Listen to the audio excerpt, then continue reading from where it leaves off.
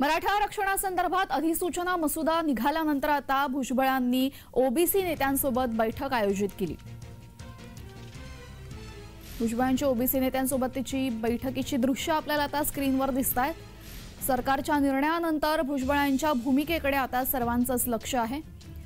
मुंबईमध्ये ओबीसी नेत्यांसोबत भुजबळांची बैठक, आता या बैठकीतून नक्की काय बाहेर पडणार आहे, या चर्चेअंती नक्की काय निर्णय इथे घेतला जातो हे पाहणं महत्त्वाचं ठरेल।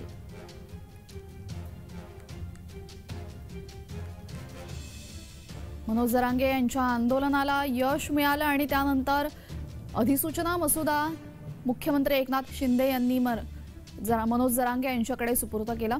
मात्र हा अधिसूचना मसुदा सुपूर्द करत असताना ओबीसी नेत्यांना मात्र कुठेतरी दुखावल्याचं आपल्याला दिसतंय।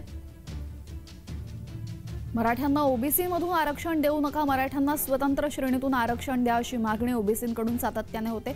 मात्र जर कुणबी प्रमाणपत्र मिळालं तर मराठे हे ओबीसीमध्ये घुसतील आणि त्यामुळे ओबीसींच्या आरक्षणाला धक्का लागेल, ओबीसींच्या आरक्षणावर अतिक्रमण होईल अशी भीती ओबीसी नेत्यांना वाटते। आणि ही भीती वारंवार छगन भुजबळ यांनीही बोलून दाखवली आणि छगन भुजबळ आणि मनोज जरांगे यांचा यावरून अनेकदा खटके उडाल्याचंही आपण बघितलेलं। आता मनोज जरांगे यांना अधिसूचना मसुदा सुपूर्द केल्यानंतर भुजबळांनी सुद्धा तीव्र प्रतिक्रिया दिलेली आहे।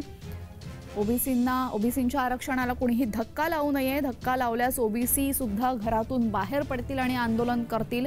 ओबीसींचं सुद्धा मतं सरकारकडे जातात असा थेट इशारा त्यांनी सरकारला दिला। त्यानंतर आज बैठकीचं आयोजन करण्यात आलेलं आहे।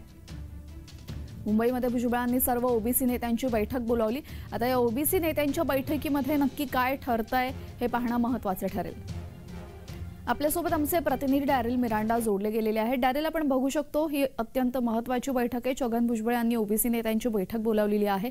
काय चर्चा होईल, काय या चर्चेअंती निघेल, काय वाटतं? आपण पाहिलं तर मंत्री छगन भुजबळ यांच्या अध्यक्षतेखाली ओबीसी समाजाच्या विविध संघटना आणि नेत्यांची बैठकीला ते सुरुवात झाली आहे। या बैठकीसाठी भाजपचे आमदार राम शिंदे असतील, गोपीचंद पडळकर असतील, त्यासोबत अजित पवार गटाचे मुंबईचे अध्यक्ष समीर भुजबळ असतील, बाकीचे इतर नेते लक्ष्मण हाके, नाना चितोळे, माजी सनदी अधिकारी महेश दगडे या बैठकीला उपस्थित, तसेच ओबीसी समाजातील महत्त्वाचे प्रतिनिधी सुद्धा या बैठकीला उपस्थित झाले आहेत। विशेष म्हणजे 2 मुद्द्यावर जे आहे ती चर्चा होण्याची दाट शक्यता अशी माहिती जी आहे ती आपल्या सूत्रांनी दिली आहे। या बैठकीत सध्या जे चालू असलेल्या आरक्षणाच्या परिस्थितीवर काही ठराव देखील मंजूर करण्यात येणार आहे।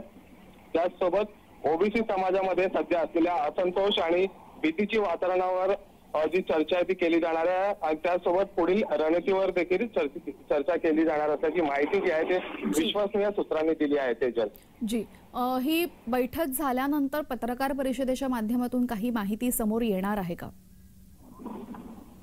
तेजल, बैठकीला आहे ती नुकतीच सुरुवात झाली आहे। छगन भुजबळ यांच्या B6 हे ज्या निवासस्थान आहे त्या बैठकीला सुरुवात झाली। आता ही बैठक किती तास चालते आणि या बैठकीत काय निर्णय जे आहेत ते ठराव जे आहेत ते मंजूर होतात हे पाहावं लागेल। त्यानंतर स्वतः छगन भुजबळ पत्रकार परिषद घेणार किंवा माध्यमांसमोर जे आहे ते इतर नेते येऊन आपली काय प्रतिक्रिया देणार हे पाहावं लागेल। धन्यवाद डॅरिल, आपण दिलेल्या माहितीबद्दल।